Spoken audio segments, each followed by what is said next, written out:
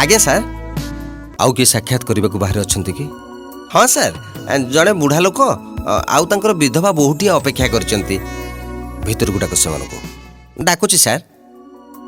सारे नमस्कार। नमस्कार बसंत। सारे ये मो बहु प्रतिमा। नमस्कार। नमस्कार बसंत। एथर कहतु मो पाखे आपनकर कौन काम अच्छी? आज्ञा यही जिलार रामचंद्रपुर मोर गाँ। अच्छा मु जने श्वासरोगी आज्ञा। हाँ आउ बहुत गरीब आज्ञा मु गोटे बोली पुओ मोर ताकू बाहा दे यही बहुटू मु घर को आनी। अच्छा गोटाए 3 वर्षर नातुणी अच्छे आज्ञा। हाँ पाख बजार रे मो पुओ खंडे छोटिया पान दुकान करी सेतुरु जहाँ 2 पैसा रोजगार करे दुखे कष्टे आमे 4 प्राणी चली जाउथुलु आज्ञा। तेबे असुविधा कौन है कहतु? आज को 4 मास तलर कथा सार। सबुदिन भली सकाळु खाई पी साइकेल धरी मो पुओ दुकान को बाहरिला। से दिन बाट ओषा थिला जम देवतांको पूजा पाई सबु पूजा सामग्री रो चिठा धरई थिली। मो औषध सरी आइतला सर। आसिला बेले मो श्वास औषध आनिबा को ताको कहिथिली। पूजा थिबारो दुकान बंद करी संध्या पूर्वरु फेरी आसीबाकू कहिथिली। किंतु मो पुओ आउ फेरिलानी सर। माने मो पुओ आउ फेरिलानी। को एक अजଣା गाड़ी तांको साइकेल रो पछपटू धक्का दे द्रुत गति रे चली गला सर।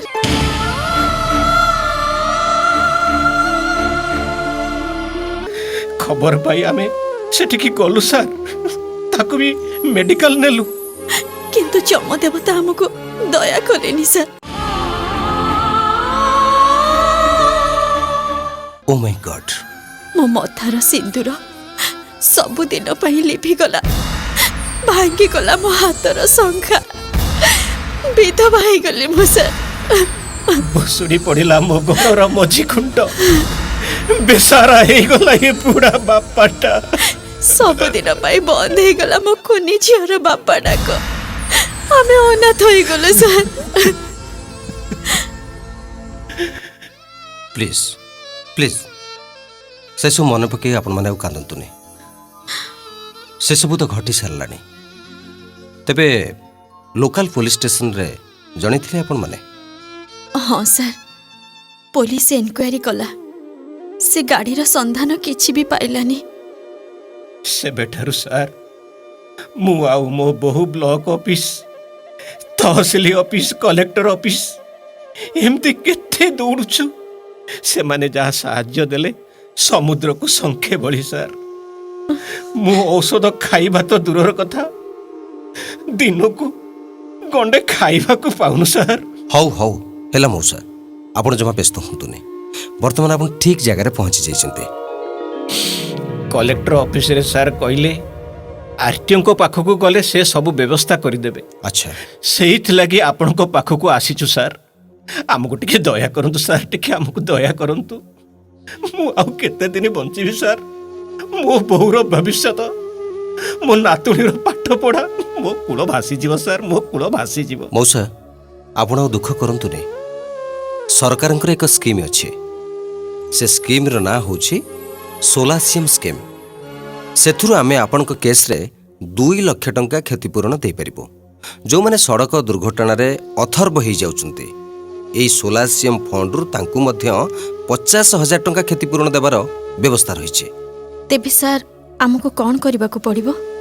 नियंतो एई फॉर्मटा नियंतो।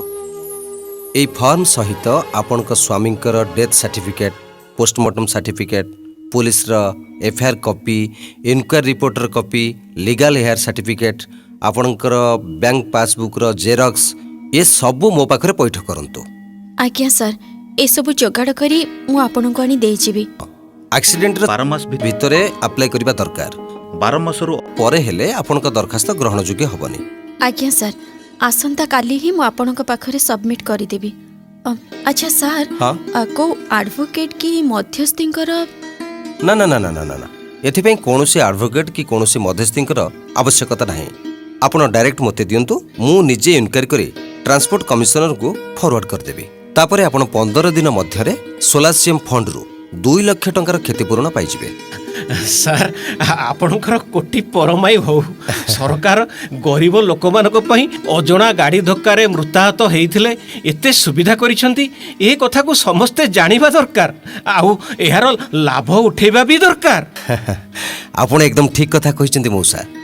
ଏ ସୋଲାସିୟମ ଫଣ୍ଡ ବାବଦରେ ସରକାର ଅନେକ ପ୍ରଚାର ପ୍ରସାର କରୁଛନ୍ତି। ଜନସାଧାରଣ ଏସବୁ ଜାଣିବାକୁ ଚେଷ୍ଟା କରିବା ଦରକାର, ଆଉ ଏ ସୁବିଧାର ଲାଭ ବି ଉଠେଇବା ଦରକାର। ଆଉ ଏ କଥା ବି ଭୁଲିଯିବା ଉଚିତ ନୁହେଁ ମଉସା। ଆମେ ସମସ୍ତେ ରାସ୍ତାରେ ଗଲାବେଳେ ସତର୍କତା ଅବଲମ୍ବନ କରିବା ନିହାତି ଜରୁରୀ। ଆଜ୍ଞା ସାର୍।